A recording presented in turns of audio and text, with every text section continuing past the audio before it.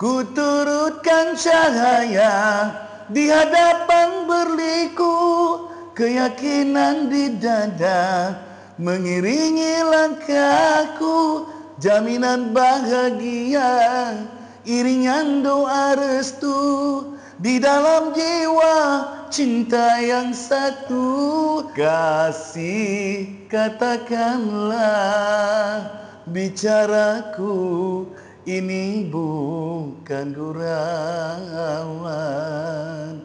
hanya engkau sahaja idamanku, Allah yang satu.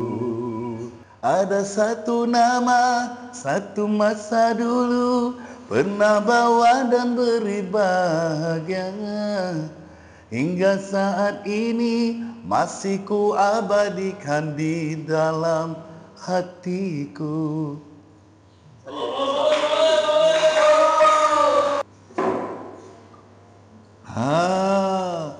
Assalamualaikum warahmatullahi taala wabarakatuh. Hai, apa khabar? Saya Izam Biwai. Hari ini sahabat-sahabat semua, saya berada di Apple Fried Chicken di Bandar Mahkota Ceras, milik sahabat saya iaitu DJ Iwan, sahabat saya ya. Jadi alhamdulillah. Jadi hari ini tuan-tuan dan puan, kita nak try makan kat tempat dia. Yang ni Zinger Burger. Zinger Burger saya nak rasa. Tapi saya rasa sikit dah tadi. Nak rasa sikit lagi lah.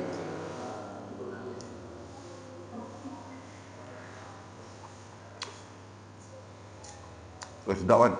Memang sedap. Tender, chicken tender pula.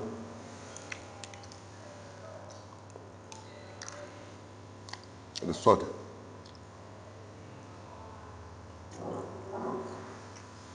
Aku rasa macam nak habis semua kan. Drum ni. Ni pula kita rasa dulu.